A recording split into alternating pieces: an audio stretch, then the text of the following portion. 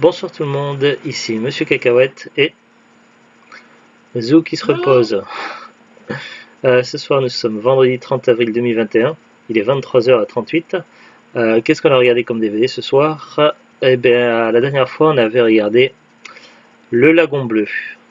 Qu'est-ce qu'il y a après Le Lagon Bleu?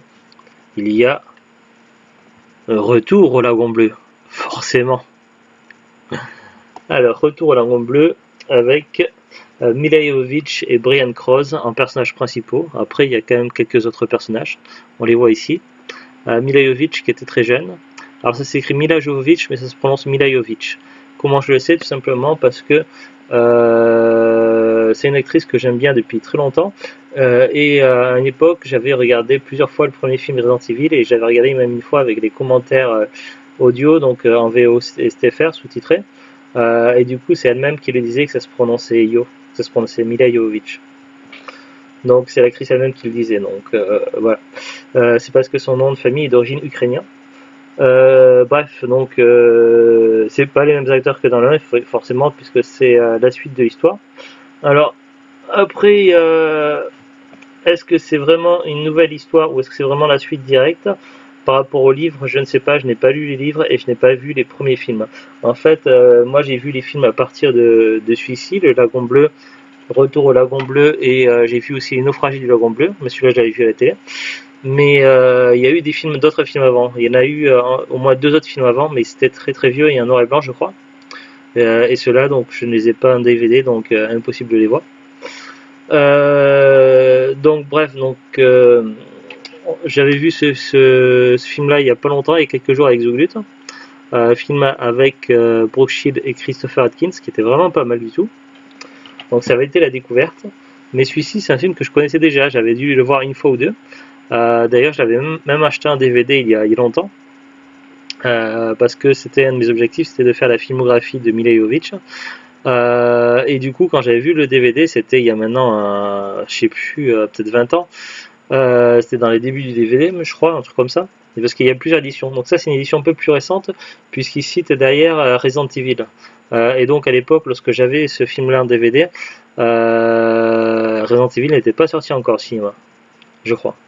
Ou alors c'était vraiment les débuts. En tout cas, ça devait pas être la même édition. Alors je sais pas combien ils ont fait d'éditions, mais ils ont pas dû en faire beaucoup. Parce qu'il est pas très très courant entre le film, mais il est pas non plus très rare. Bref, je raconte plein de trucs et je sais plus où je vais comme ça. Mais oui, parce que je suis en totale improvisation, donc je prépare pas du tout les épisodes. Donc voilà, c'est un épisode que j'ai vu, un film que j'ai dû voir une fois ou deux. Et qui m'avait marqué, qui m'avait beaucoup marqué. Et malheureusement, donc j'ai dû recommencer il y a 7 ans la collection de DVD à partir de presque zéro. J'avais seulement une poignée de DVD quand j'ai connu Zou. Et donc voilà, donc c'est un DVD que j'ai racheté il y a quelques années sur Rakuten. J'ai dû le racheter neuf sous blister, je pense. Parce que c'était un DVD que je tenais absolument à avoir neuf, donc j'ai dû mettre au moins minimum 10 euros, peut-être plus, parce que le DVD il est pas très courant, mais en même temps il est pas très très rare par rapport à d'autres films. Bref, de quoi parle le film? Alors je vais commencer par lire le synopsis Sodo. La belle Milla Jovovich, alors il cite Le Cinquième Élément et Resident Evil. Alors c'est peut-être pas forcément les films les plus marquants pour cette actrice-là. Bon, Le Cinquième Élément, je suis assez d'accord. Bon, le film maintenant fait un petit peu office de nanar parce qu'il a pris un petit coup de vieux. N'empêche, il reste quand même assez cool. Resident Evil, je suis assez mitigé. Les films Resident Evil, si on oublie le mot Resident Evil, sont plutôt des films d'action corrects, qui se regardent bien, comme ça passe le temps. Mais le problème, c'est que quand on connaît le lore et l'histoire de la saga des Resident Evil, ça va pas du tout. Donc surtout qu'il y a pas mal de choses qui ont été massacrées. Donc voilà, j'ai un sentiment assez mitigé par rapport au film Resident Evil. Et donc citer ces deux films pour Milla Jovovich, je suis pas sûr que ce soit les deux films à citer. En tout cas, pas pour Resident Evil. Bref, la belle Milla Jovovich, le cinquième élément Resident Evil, succède pour ses débuts cinématographiques à Brooke Shields, héroïne du premier film. Alors oui, c'est dans ses débuts, c'était le deuxième film de Milla Jovovich, d'après Wikipédia. Une histoire follement romantique qui mêle aventure, exotisme et love story. Je suis assez d'accord. Au début du siècle dernier, une femme échappe à l'épidémie du choléra qui sévit sur son bateau en embarquant sur un canot de fortune avec sa fillette et le petit orphelin qu'elle a recueilli. Sur une île paradisiaque, les deux enfants grandissent et tombent amoureux l'un de l'autre. Alors oui, c'est ça, mais c'est pas très précis. Alors je suis désolé, mais pour ceux qui n'ont pas vu le premier film, Le Lagon Bleu, je vais être obligé de spoiler certains détails scénaristiques du premier film pour résumer ce deuxième film-là. Sinon, c'est pas possible autrement en fait. Donc attention, risque de spoil. Donc dans le premier film, au niveau de l'histoire, donc on avait deux enfants très jeunes qui se retrouvent échoués sur une île avec un homme entre deux âges qui était cuisinier. Le souci, c'est qu'il y a eu un incendie, on ne sait pas trop qu'est-ce qui a causé cet incendie-là, mais il y a eu un incendie sur le bateau où ils étaient. Il y avait de la poudre sur le bateau. Donc incendie plus poudre égale, ben boum. Donc voilà, donc ces deux enfants et ce monsieur ont pu échapper à l'explosion du bateau, mais leur canoë a été séparé des autres canots à cause d'une nappe de brouillard, et ils se sont retrouvés bloqués sur une île. Alors le monsieur a appris quelques rudiments de survie aux deux enfants. Le problème, c'est que les deux enfants étaient cousins. Le problème, c'est que un soir, lorsqu'il avait trop bu, alcool plus nager dans l'eau égale noyade. Donc du coup, les deux enfants grandissent tout seuls, passent donc du statut à l'enfance où les voit jouer à l'adolescence, où ils commencent à s'interroger sur le corps humain et ce qu'ils ressentent en fait. Ils sont perdus, bouleversés par leurs émotions, tout ça, c'est un passage très difficile. Et puis après, il y a une troisième période où ils sont adultes et ils ont un enfant, mais ils ne savent pas trop exactement comment ça se fait parce qu'on leur a pas appris les explications. Et du coup, donc dans la troisième et dernière partie, donc on a l'enfant qui est né, qui commence à grandir auprès de ses parents, où ils apprennent des choses, tout ça. Mais ils ont un souci, c'est que leur petite barque sur laquelle ils étaient pour pêcher, je crois, ou apprendre des choses à l'enfant. Je ne sais plus exactement les détails pourquoi ils avaient fait une sortie, mais le problème c'est que la barque s'était détachée de leur amarre en fait, et du coup ils s'étaient éloignés de leur île. Et ils n'avaient aucune ressource sur eux, ils n'avaient pas d'eau potable, rien, à part quelques baies qu'avait ramassé l'enfant, qu'il avait mis sur le bateau pour faire genre des provisions, sauf que les parents ils avaient oublié de dire que c'était des baies empoisonnées, et il en avait mangé quelques-unes. Mais la faible dose qu'il avait mangée n'était pas mortelle pour lui. Mais les enfants ne savaient pas, on leur a appris que ces baies étaient mortelles. Ils étaient inquiets, et en plus de ça, ils n'avaient pas de ressources, ils n'avaient pas d'eau. Ils sentaient que la mort allait leur venir et que leur enfant était perdu, et que comme ils ne pouvaient pas être sauvés, donc ils se sont partagés les baies restantes et ils les ont mangées. De la toute fin du film, lorsque finalement la barque est recueillie par le bateau du père du garçon, oui, parce que elle c'est la nièce, donc le père du garçon, ils sont considérés comme endormis, donc peut-être que on ne sait pas leurs détails, mais on pense qu'ils peuvent être sauvés. Et par contre, l'enfant est clairement sauvé. En fait, c'était clair qu'il n'avait pas mangé assez de baies. Et donc on a ce nouveau film là qui commence quasiment exactement où s'arrête le premier film, sauf qu'il en modifie certains éléments scénaristiques. Donc on a bien donc un petit résumé des événements, tout ça avec un petit texte, mais là donc on voit en fait que la barque contenant les parents et l'enfant est bien recueillie, tout ça par le bateau, sauf que c'est pas le même acteur qui joue le capitaine. À aucun moment il dit qu'il est le père d'un enfant, d'ailleurs il ne reconnaît pas les enfants, donc on ne sait pas s'il a un lien de parenté ou pas. En plus de ça, donc les parents sont considérés comme morts. Alors est-ce qu'ils ont modifié cet élément scénaristique, ou est-ce que en fait on peut estimer en fait qu'ils avaient été considérés à tort comme endormis dans le premier film, mais en fait que leur cœur battait lentement et jusqu'à s'épuiser, à s'éteindre, que c'était les effets du poison qui avaient tardé à agir. Donc difficile à dire, quoi qu'il en soit. Donc le gamin qui avait commencé à grandir sur l'île mais qui est encore tout jeune se retrouve orphelin, il se retrouve sur ce bateau là. Sauf que ce bateau-là a des problèmes, donc il y a une épidémie de choléra qui débute. Et sur ce bateau-là, donc on a une jeune mère donc, qui est veuve, qui a une petite fille, donc un peu plus jeune que le garçon. Et le capitaine décide donc pour leur donner une chance, d'exiler donc la mère, les deux enfants, ainsi qu'un des hommes les plus robustes, les plus solides avec eux pour les protéger sur une barque et pour qu'ils tentent leur chance parce que s'ils restent sur le bateau ils seront perdus par le choléra, c'est fatal. Ils n'avaient aucune chance, ils n'avaient pas les moyens d'aller sur un endroit habité d'après la carte et d'être sauvés à temps, donc l'issue était fatale. La seule et petite chance c'était de prendre la mer en sachant qu'ils n'avaient aucun endroit où aller.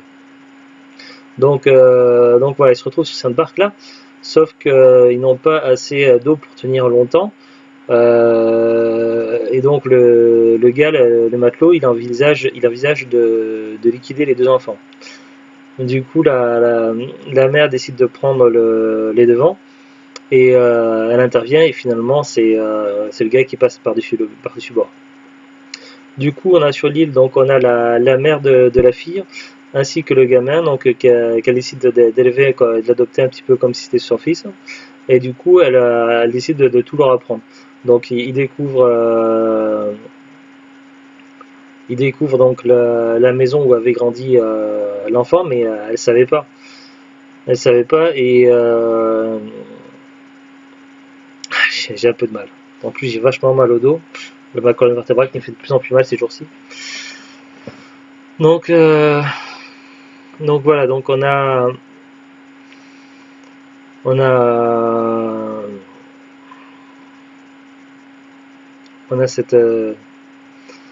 cette mère qui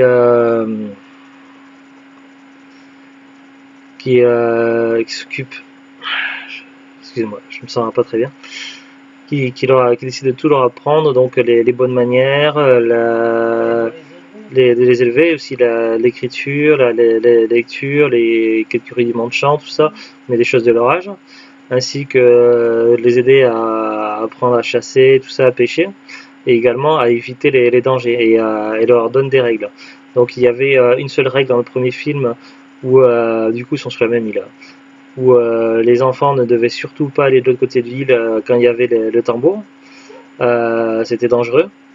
Et dans ce deuxième film-là, donc il y a dans cette nouvelle aventure-là, il y a de nouvelles règles. Donc il y a une règle de ne pas sortir lorsqu'il y a la pleine lune, parce que c'est le moment où la tribu sauvage arrive sur l'île pour faire des sacrifices. Et également de ne pas aller là où il y a les requins, et puis également de rentrer avant que la nuit arrive.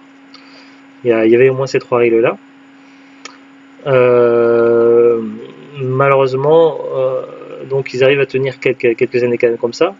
Malheureusement, donc après une forte pluie, donc la mère donc se rend compte qu'elle va succomber d'une pneumonie, que s'étend sur son côté, donc elle prévient les enfants, elle les prépare à ce qui va suivre, et également à ce qu'elle explique comment ils vont faire pour faire une genre de cérémonie d'enterrement, tout ça, et leur apprendre à travers une prière, ce qu'elle appelle une prière en fait, des dernières consignes, des dernières règles à suivre sur l'île. Et du coup ils vont suivre scrupuleusement, donc on va les voir donc pareil à travers, comme dans le premier film, à travers plusieurs stades de leur évolution. Donc ils sont enfants sur l'île à jouer, à s'amuser. Après on les voit adolescents, on les voit par exemple dans une partie avec des œufs, on cherche des œufs. Une partie de chasse aux œufs de Pâques, où ils ont chacun caché 10 œufs de Pâques, et puis l'autre doit trouver les œufs en premier, et il y a une récompense à celui qui trouve en premier le plus d'œufs possible. Puis après on les voit dans une stade fin adolescence, jeune adulte, où après qu'elle ait découvert donc les premières règles. Voilà, contrairement au premier film, la mère l'avait prévenue, donc elle savait ce qui allait arriver, elle savait à quoi s'attendre. Donc les moments où ils commencent à se fâcher l'un l'autre parce que ils savent pas trop comment gérer l'arrivée de la sexualité, tout ça. Et puis finalement, avec où ils décident finalement de se jurer amour et fidélité, donc à travers une cérémonie de mariage qui s'improvise, donc une magnifique cérémonie. Et puis là, il y a la dernière phase du film où c'est une période où un petit bateau euh, arrive près de l'eau, près de là où ils sont, de l'île, et il y a un petit canot débarque de ce bateau-là qui contient plusieurs passagers, donc une partie de l'équipage, donc il y a plusieurs matelots, ainsi que le capitaine et sa jeune fille. La jeune fille qui est à peu près la même tranche d'âge d'eux.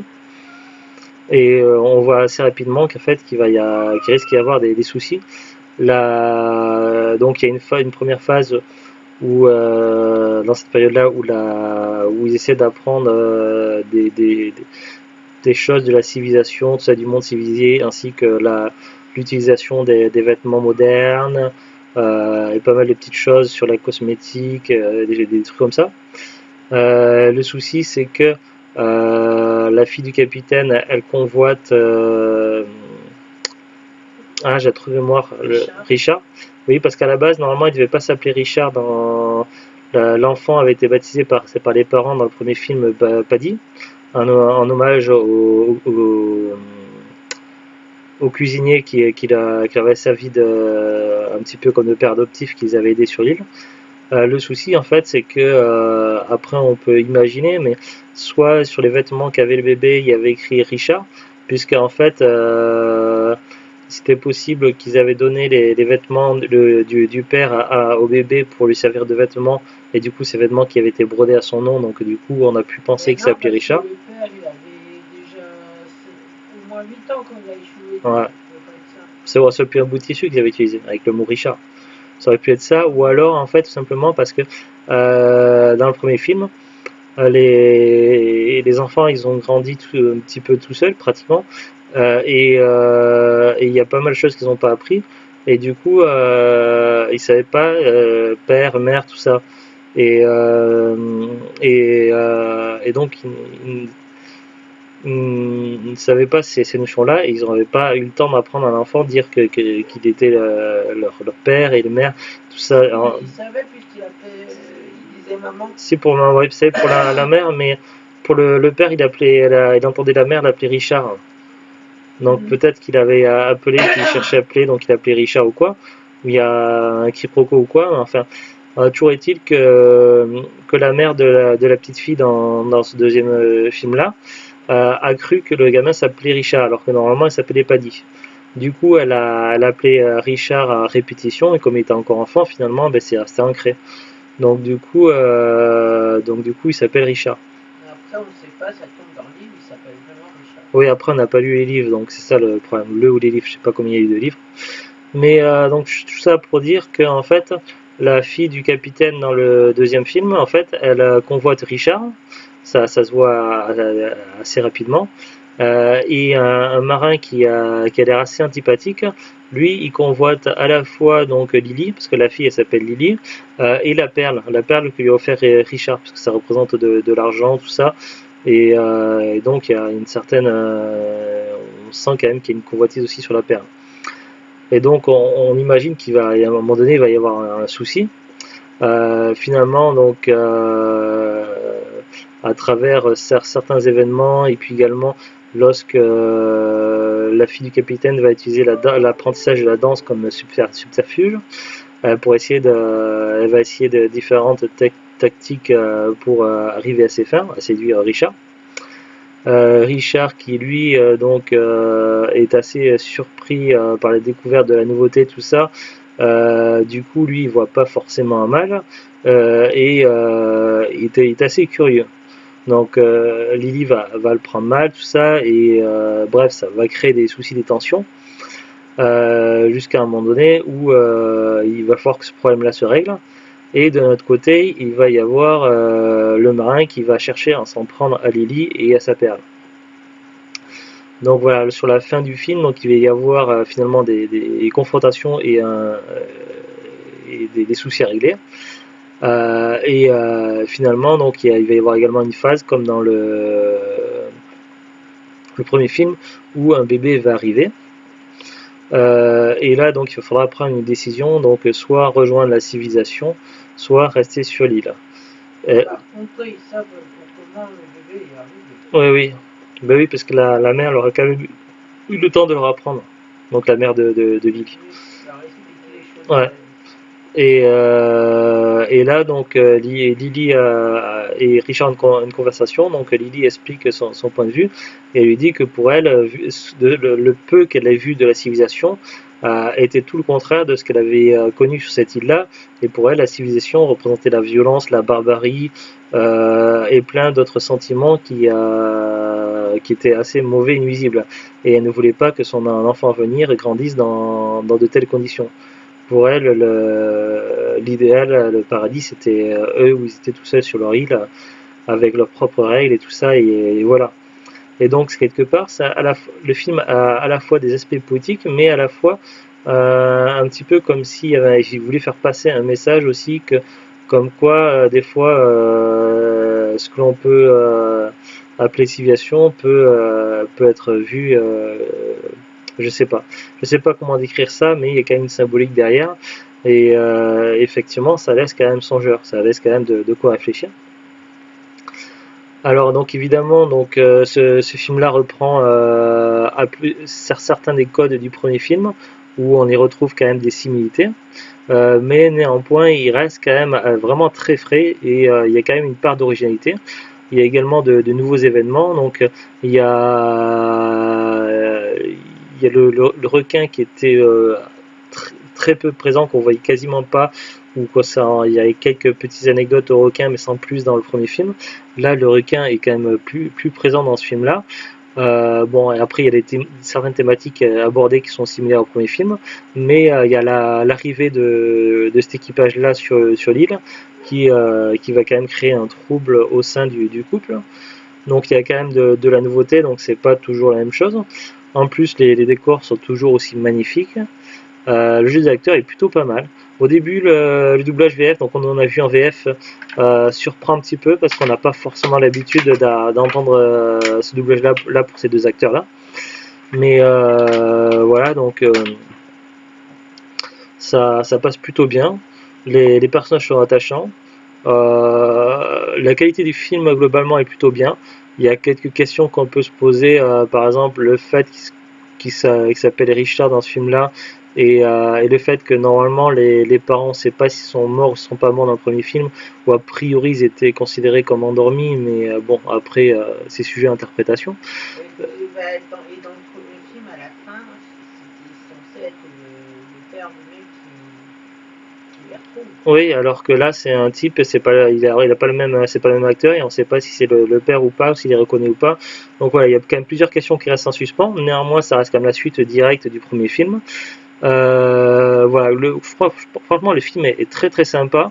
Les décors sont paradisiaques, le jeu d'acteur est bien, l'histoire est intéressante. Je me suis pas ennuyé une seule seconde, donc ça faisait longtemps que je l'avais pas vu, donc je me souvenais plus du tout. Le film est enchanteur, il y a des moments qui sont vraiment incroyables, il y a des moments qui sont d'une beauté et presque dans le merveilleux, si on peut dire, avec certaines scènes qui sont vraiment incroyables. Donc voilà, je trouve franchement c'est un film assez poétique, assez intéressant, vraiment très très intéressant. Donc voilà, donc j'étais réellement surpris de le redécouvrir parce que je m'en souvenais plus du tout, tellement ça fait longtemps que je l'avais pas vu. Et c'est un film qui peut être revu plusieurs fois, je pense. C'est un film vraiment très très sympa. Après, un des petits défauts que l'on pourrait citer du film, c'est peut-être les transitions qui sont faites de manière peut-être un peu moins travaillée que dans le premier film. Dans le premier film, les transitions entre certains passages, certaines périodes, sont faites d'une manière un peu plus fluide. Là, des fois, on se demande, c'est un petit peu comme si c'était d'un coup un cheveu sur la soupe. Je pense que tu es d'accord avec moi là-dessus, Zouglut. Oui. D'ailleurs, même... Ouais, et même la transition de fin où finalement le film est conclu, je m'attendais un petit plus à la fin ou un petit quelque chose et ça, la fin elle tombe un petit peu brutalement, un petit peu trop tôt, un petit peu voilà. Une petite notion de regret parce que j'aurais voulu que le film dure plus longtemps. En fait, c'est peut-être parce que j'ai beaucoup aimé le film que que j'étais déçu que le film se termine comme ça. En fait, je sais pas. Je sais pas, mais voilà, il manque un petit quelque chose. Les transitions auraient pu être faites un peu mieux. Bon, après, un film qui date quand même de 91 non plus, il fallait pas non plus attendre beaucoup plus. Néanmoins, le film est vraiment, franchement, c'est un film vraiment super. Vraiment, moi j'ai beaucoup aimé, c'est une très bonne surprise. Les musiques aussi, les musiques aussi à noter. En fin du film, pendant le générique, il y a deux ou trois chansons. J'en ai écouté deux, mais après j'ai pas continué plus loin. Mais voilà, il y a des chansons qui sont magnifiques aussi, qui sont vraiment, vraiment, ça vaut le détour. Voilà, une belle surprise. Il existe aussi également un remake de ce premier film-là, qui était sorti en 2000, je sais plus combien, avec Denise Richards, qui était pas trop mal, plus moderne, mais c'était pas non plus, je sais pas. Je pense que les deux très anciens films en noir et blanc vont être difficiles, voire quasiment impossibles à trouver. Donc je pense que s'il faut retenir que deux films, ça sera ces deux films-là, Le Lagon Bleu et Retour au Lagon Bleu. Là, il nous cite des films pour Milla Jovovich, mais pour l'acteur qui joue Richard, ils ont pas cité, mais si on devait citer par exemple une série télé, ça serait Charmed. Alors Charmed ou Charmed ou Charmed, je sais pas comment on prononce, c'est la série avec les trois sorcières qui combattent les forces du mal. Elles sont trois, puis à un moment donné, il y en a une qui meurt, et puis après, il y en a une nouvelle qui arrive, donc une sœur qu'ils connaissaient pas, qui retrouve. Bref, qui c'est qui a... Bon, je spoil un petit peu Charmed, mais en même temps, Charmed, c'est archi connu. Mais quel rôle joue Brian Cross dans Charmed? Eh bien, c'est lui qui joue Léo. Léo, l'être de lumière. Voilà, alors on va regarder ensemble la fiche Wikipédia du Retour au Lagon Bleu. En anglais, Return to the Blue Lagoon. C'est un film d'aventure romantique américain produit et réalisé par William A. Graham, sorti en 91. Ceci est la quatrième adaptation cinématographique basée sur le roman britannique éponyme de Henry d'Everett Stackpool, paru en 1908. C'est son nom, Henry d'Everett Stackpool. Il s'agit de la suite du film Le Lagon Bleu, sorti en 1980. Donc il y a eu 11 ans d'écart entre le premier et le deuxième film. Synopsis. Le film commence là où le Lagon Bleu s'était terminé. Le petit Richard, le fils de Paddy. Alors là, ils ont mis n'importe quoi sur Wikipédia. Alors, il s'appelle vraiment Richard dans le film, mais c'est pas le fils de Paddy. À la base, c'est Paddy. Est-ce que dans la vraie version, c'est pas le père, il s'appelle pas Paddy pour de vrai? Ouais, je sais pas. Mais là, ils disent c'est incompréhensible. Donc Wikipédia avait écrit n'importe quoi, donc par rapport au film, c'est pas du tout ça. Se retrouve à nouveau coincé sur l'île, mais en compagnie cette fois-ci de Sarah et de sa fille Lily. À la mort de la mère, les deux enfants vont devoir apprendre à se débrouiller seuls. Les jeunes gens vont voir plus tard sur cette île des sentiments grandir entre eux. Return to the Blue Lagoon, Retour au Lagon Bleu. Réalisation William A. Graham.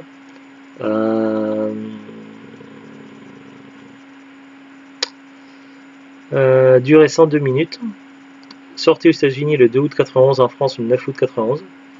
Casting Milla Jovovich, Lily Hargrave, Brian Krause, Paddy Lestrange et Richard Lestrange Jr. Donc c'est bien le mec qui a édité Wikipédia qui a fait de la merde. Parce qu'il marque bien dans la distribution qu'il joue Paddy Lestrange, puis après Richard Lestrange Jr. et puis ils disent autre chose. Lisa Pelican qui joue Sarah Hargrave. Nana Coburn qui joue Celia Hilliard, Brian Blind qui joue Captain Jacob Hilliard, Peter Eyre qui joue Quenlan, Courtney Barilla qui joue Lily Hargrave jeune, Garrett Ratty Fenson qui joue Paddy Lestrange et Richard Lestrange Jr. jeune, Emma Jens qui joue Lily Hargrave enfant, Jackson Barton qui joue Paddy Lestrange et Richard Lestrange Jr. enfant, Wayne P. Graham qui joue Kearney et John Dick qui joue Penfield. Voilà. Le film a été principalement tourné sur l'île Taveuni au Fidji. C'est tout ce qu'il y a sur Wikipédia. Alors le DVD, donc j'ai fait quelques recherches. Donc le DVD n'est évidemment plus commercialisé depuis longtemps.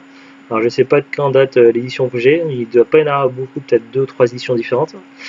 Sur Amazon.fr, on peut trouver le DVD.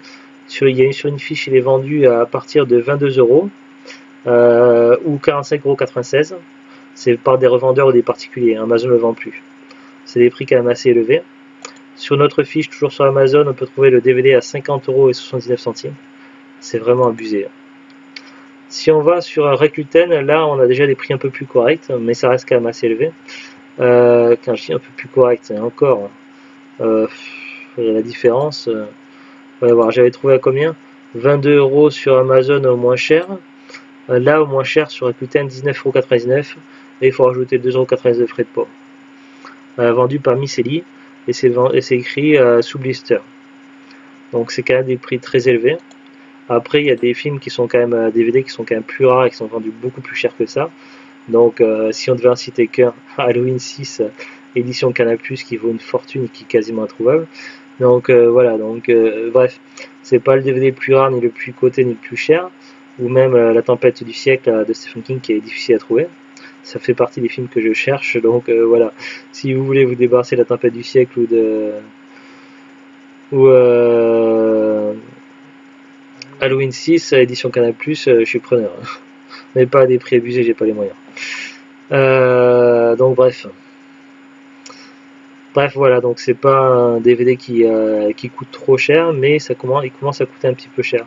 Après, c'est un prix qui a l'air relativement stable parce que ça fait depuis des années que je vois tourner autour de ces prix-là. Après, j'ai pas regardé, mais il y a plein d'autres sites. Il y a le Bon Coin, il y a Vinted, il y a la Fnac, il y a eBay et compagnie. Donc Momox aussi. Bon, Momox après c'est un peu plus compliqué parce qu'on a très peu d'informations sur la provenance et beaucoup de produits de Momox viennent d'Allemagne, d'import Allemagne, et souvent les DVD qui viennent d'import Allemagne n'ont pas de piste VF. Donc si vous commandez des DVD sur Momox, c'est à vos risques et pas de VF. Donc c'est un choix. Bon après quand il s'agit d'un DVD d'une comédie française ou qui n'a jamais été doublé dans une autre langue que le français, il n'y a pas beaucoup de risques à commander sur Momox. Voilà, là c'est tout. Allez, sur ce, donc on vous dit à très bientôt, un bon week-end qui arrive, et au revoir. Au revoir.